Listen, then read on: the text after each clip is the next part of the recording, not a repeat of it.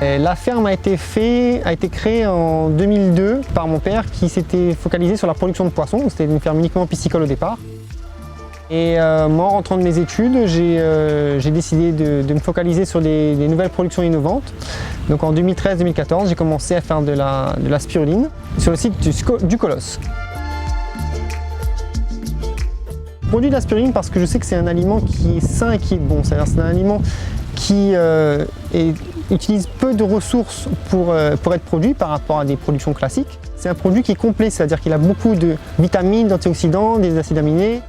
Quand on regarde comme ça, dans l'absolu, oui, la spiruline c'est cher. Mais non en fait, parce qu'il faut regarder, si on ramène à la quantité de protéines qu'on prend, ou à la quantité de spiruline qu'on prend, ça fait beaucoup moins cher que des aliments normaux. Quand on ramène à la quantité de protéines qu'on prend, c'est moins cher que les protéines animales qu'on achète dans le commerce.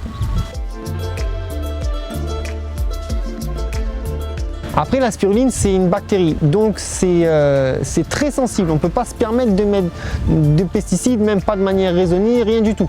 Donc d'une manière générale, la spiruline, c'est un produit sain.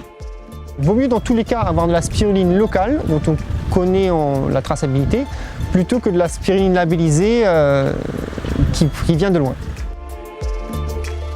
Il y a différents types de spiruline séchée. Il y a la spiruline en poudre, la spiruline en paillettes, les formes qu'on dit galéniques, c'est-à-dire comprimées et gélules. Toutes les formes galéniques sont des formes qui ont été plus transformées que la spiruline en paillettes. Et donc de ce fait, plus on transforme, plus on modifie la structure du produit, dont ses protéines. Si vous souhaitez consommer de la spiruline, prenez de la spiruline locale. Et ne voyez pas ça comme un médicament, prenez ça avec quelque chose que vous aimez. Ça peut être un jus, ça peut être du sucré, du salé, du liquide, du solide. Mélangez quelque chose que vous aimez. Ensuite, c'est un peu le même message sur la consommation, sur les produits en général.